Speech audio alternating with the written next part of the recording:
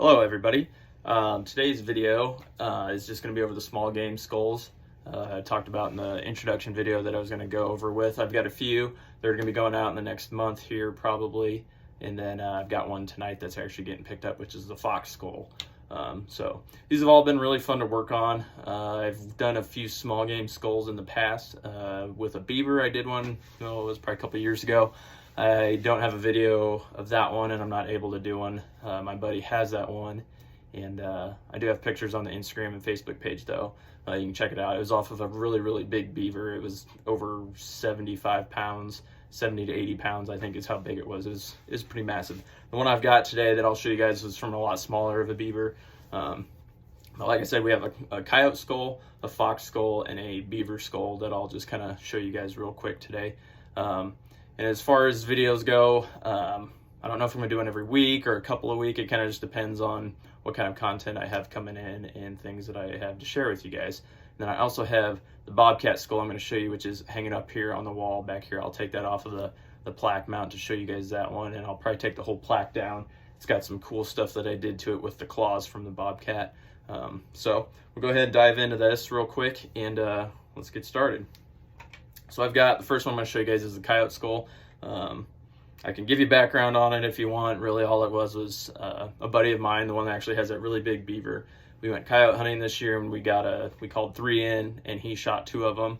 Don't ask me about my shooting skills. They're awful when it comes to this. For some reason, I just lose all capability of shooting coyotes. So anyways, he got 2, and out of the 2 there was one that was a little bit nicer, larger size one, so we decided to do a euro on the skull of that. So this is what it looks like here. This is the cleaned up skull, if it would focus on it and not my face. There we go. So this was a really fun project to do. They're a little tough to clean up. They're a little greasy critter, but in the future I will try and get a video out of the cleaning process of one of these. But this took me maybe a day and a half worth of cleaning. Whitening stuff was pretty quick as well. It didn't take too terribly long to do all the cleaning for it. And the whitening, of course, is another process I can show you guys in the future too. And with most of the small game skulls, I do wire the jaws together. That way you can put them on display with the jaw open or closed, whatever you like. I kind of like doing the open display just because it gives it a little bit of an aggressive stature to it. So that's the coyote skull. And I can go over wiring in another video in the future if people are wondering how I do that. Just kind of a quick little look on the back side there. But that's kind of what I do for those. And I first kind of learned about the wiring with my bobcat skull that I have, because I tried like 550 cord guts out of that, which is just a really thin little white string. I've seen guys tie like the coyote skull jaws back to the main part of the skull, which seems to work pretty well. But I like the wiring. I can put glue on the wiring, some really good glue, and then I can shove the wiring into those holes in the jaw, and it holds really well once it dries and sets. And then you don't really have to worry about that wiring falling out because it's twisted and joined together with the main skull. So next we have the fox. The coyote is actually going out to that buddy of mine here in March coming up. I'll be seeing him, so I'll be getting him that. And then the fox is getting picked up this evening, so that's really why I wanted to get this video out tonight. So this is the fox skull here. I'll get out of the camera so it doesn't focus on me so much. So this is a fox, just off of a red fox is all it is. It's still trying to focus on me. There we go. This was a really cool one to do as well. It's a little bit smaller than the coyote, obviously. But a real similar kind of stature. I would say it's just kind of a smaller version of a coyote skull. Same thing, the jaw is wired together on the bottom here. That way you can put it as a more aggressive display if you so desire. And with those wires too, you can always bend them a little bit and get it to have more of a wide open mouth if you want it open wider or not. So that's kind of the fox, just kind of a cool little skull. Same thing. Similar wiring in the back, and it's just some craft wiring you can buy at just about any Hobby Lobby store, Walmart, or whatever. You could get that at Menards if you wanted to. I don't spend a lot of money on the wiring just because usually it's displayed inside. It doesn't have to be super weatherproof or anything like that, so I'm not too worried about that. Next thing is the beaver skull. These ones are really fun. They've got wild teeth on the front. This is usually what gets most people's attention when they see the beaver skulls, because they've got these big orangish brown colored teeth that are just really oddly colored compared to the rest of everything else. So people always are kind of amazed what a beaver skull actually looks like. They've got kind of regular squarish styled teeth in the actual mouth, but those front chompers are quite unique. The beaver skulls, I glue these together. I don't wire these because a beaver to me never really is all that aggressive. And I'd say it's a better displaying method than using wiring and having the jaw flopping around. So usually I'll run glue on the teeth here on each side, and then I put a little bit of glue in the back compartment where this kind of like ball shaped part of the lower jaw meets the actual upper skull. I put a little bit in between there, and it contacts and just holds it a little extra there. But these, yeah, I just glue these together, and it holds pretty well. The teeth here, those get removed in the cleaning process and the whitening process, obviously, so you don't whiten those. And then I just glue them back into place as well. So I've got a really good glue I like using for a lot of this stuff, and it's just E6000 is what it's called.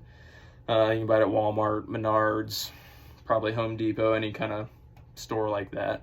But I use that a lot for my bone repairs. If there's like broken bones on a skull or something, use them for gluing teeth back in if teeth fall out, or when I remove them like that and put them back in, I'll use that stuff. So it's pretty handy. It's like a rubber cement glue. Takes a little while to set up and dry, but once it does, it's pretty awesome. So I'll go ahead and pull the Bobcat off now, and I'll show you guys that real quick. This one was a really fun one for me, kind of a learning experimental thing. I'll go ahead and switch the position of this. So this here is the Bobcat skull that I did.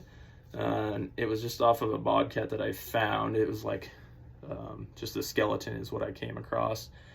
And so I got the skull from it, and just pretty much had to do a little whitening to it because it was already cleaned out from sitting outside for a while. But these guys have a pretty cool aggressive stature to them as well, obviously with the teeth and this sort of display. Same thing, these are wired together, so you can adjust that. You can have it set on a tabletop.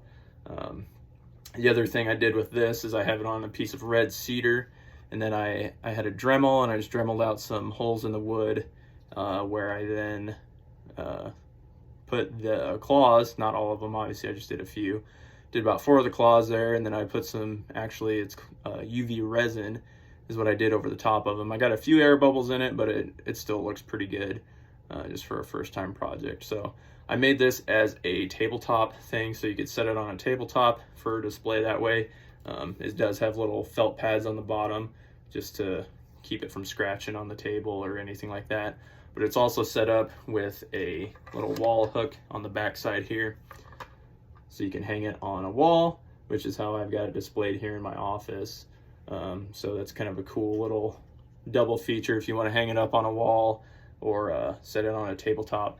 And the display that I have for the fox skull is set up the same way. And you can hang it up on a wall or have it on the tabletop as well.